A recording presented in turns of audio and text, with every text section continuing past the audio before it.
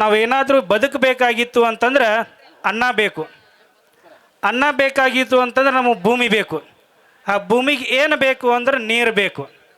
ಆ ನೀರು ಬೇಕಾಗಿತ್ತು ಅಂತಂದ್ರೆ ನಾವೆಲ್ಲರೂ ಕೂಡ ಏನು ಪ್ರತಿಭಟನೆ ಮಾಡಾಕತ್ತೀವಲ್ಲ, ಅಪೂರ್ಣಗೊಂಡಿರುವಂತಹ ಏತ ನೀರಾವರಿಯನ್ನು ಪೂರ್ಣಗೊಳಿಸುವ ಕುರಿತು ಅದೆಲ್ಲವೂ ಕೂಡ ಪೂರ್ಣವಾಗಬೇಕು. ಅಂದಾಗ ಮಾತ್ರ ಸಂಪೂರ್ಣ ನೀರಾವರಿ ಆಗುತ್ತೆ. ಯಾಕಂದ್ರೆ ಈ ನೀರಾವರಿ ಯೋಜನೆಗೆ ಮುಂಚೆ ನಮ್ಮ ಅಧಿಕಾರಿಗಳಾಗಲಿ ರಾಜಕಾರಣಿಗಳಾಗಲಿ ನಮ್ಮ ರೈತರಿಗೆ 10, 11, 12 ವರ್ಷಗಳಿಂದ ಒಂದು ಕನಸು ಕನಸಿದೆ ನಮಗೆ. ಏನಂದ್ರೆ ಇಲ್ಲಿ ಕೆನಲ್ ಆಗುತ್ತೆ, ಈ ಕೆನಲ್ನಿಂದ ಎಲ್ಲರ ರೈತರ ಬಾಳು ಬಂಗಾರ ಆಗುತ್ತೆ ಅಂಥೇಳಿ. ಆದರೆ ಇಂದು ಏನಾಗೈತಿ, ಯಾವ ರೈತ ಕಣ್ಣೀರು ಹಾಕ್ತಾನ, ಯಾವ ಭೂಮಿ ತಾಯಿ ಬರಡಾಗ್ತಾಳ, ಆ ನೆಲ ಏನು ಆಸೆಯನ್ನು ತುಂಬಿಸಿರ್ತಕ್ಕಂಥ ಅಧಿಕಾರಿಗಳಾಗಲಿ ರಾಜಕಾರಣಿಗಳಾಗಲಿ ಎಂದೂ ಕೂಡ ಉದ್ಧಾರ ಆಗಿದ್ದು ಇತಿಹಾಸದಲ್ಲೇ ಇಲ್ಲ. ಆದ್ದರಿಂದ ನಾವು ಈ ವೇದಿಕೆ ಮುಖಾಂತರ ಎಲ್ಲ ಅಧಿಕಾರಿಗಳಿಗೂ ರಾಜಕಾರಣಿಗಳಿಗೂ, ಇದು ನಮ್ಮ ಹೋರಾಟ ಒಂದು ರಾಜಕಾರಣಿಗಳ ವಿರುದ್ಧ ಅಲ್ಲ, ಯಾವುದೇ ಅಧಿಕಾರಿಗಳ ವಿರುದ್ಧ ಅಲ್ಲ, ಇದು ಎಲ್ಲ ರೈತರಿಗೆ ಆಗಿರುವಂಥ ಅನ್ಯಾಯದ ವಿರುದ್ಧ. ಆದ್ದರಿಂದ ಎಲ್ಲ ರೈತ ಬಾಂಧವರು ಕೂಡ ಏನು ಸಂಘಟನಾತ್ಮಕವಾಗಿ ಏನು ನಮ್ಮ ರವಿಕಾಂತ್ ಗುರೂಜಿಯವರು ಕಬ್ಬಿನ ಹೋರಾಟಕ್ಕಾಗಿ ಆ ಒಗ್ಗಟ್ಟಿನೊಳಗೆ ಎಷ್ಟು ಬಲ ಐತಿ ಅನ್ನೋದನ್ನು ನಮಗೆ ಯಾರಾದರೂ ಇಡೀ ರಾಜ್ಯಕ್ಕೆ ಇಡೀ ದೇಶಕ್ಕೆ ತೋರಿಸ್ಕೊಟ್ಟವ್ರು ಯಾರಂದ್ರೆ ರವಿಕಾಂತ್ ಗುರೂಜಿಯವರು, ಶಶಿಕಾಂತ್ ಗುರೂಜಿಯವರು.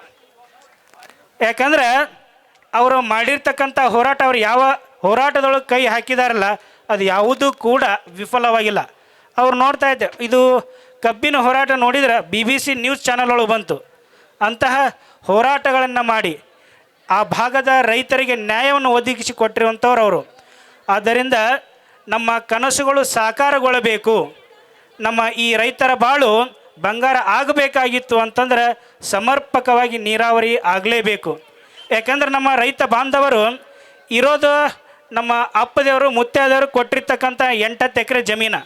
ಅದರೊಳಗೆ ನಾವು ಅಂತಂಬ್ರಿ ಬೇರೆ ಆಗಿ 2-3 ಎಕರೆ ಜಮೀನು ಬಂದಾವೆ. ಅದರೊಳಗೆ ನೀವು ಏನೋ ಕೆನಲ್ ಹಾಯಿಸಿ ಅದರೊಳಗೆ ನಿಮಗೆ ಕೊಟ್ಟರು ಅಂತಂದ್ರೆ ಅವ್ರಿಗೇನು ಉಳಿತೈತಿ? ಅದು ಏನಾದರೂ ನಿಮಗೆ ಕೊಟ್ಟರು ಅಂತಂದ್ರೆ ಅದ್ರ ಬರುವಂತಹ ಏನು ಪರಿಹಾರ ಧನದೊಳಗೆ ಜೀವನವನ್ನು ಕಟ್ಕೋಬೇಕು ಅನ್ನುವಂಥ ಆಸೆಯಿಂದ ಅವ್ರು ನಿಮಗೆ ತ್ಯಾಗವನ್ನು ಮಾಡಿದ್ದಾರೆ.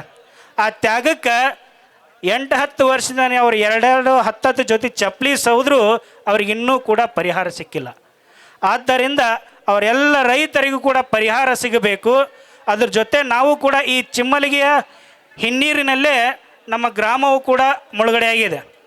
ಆದರೆ ನಮ್ಮ ಭಾಗದ ಏನು ಚಿಮ್ಮಲಿಗೆ ಏತ ನೀರಾವರಿ ಏನು ಹಾಯ್ದೈತಲ್ಲ ಅದರ ಕಡೆಯವರೆಗೂ ಕೂಡ ಇನ್ನೂ ಕೂಡ ನೀರು ಮುಟ್ತಾ ಇಲ್ಲ.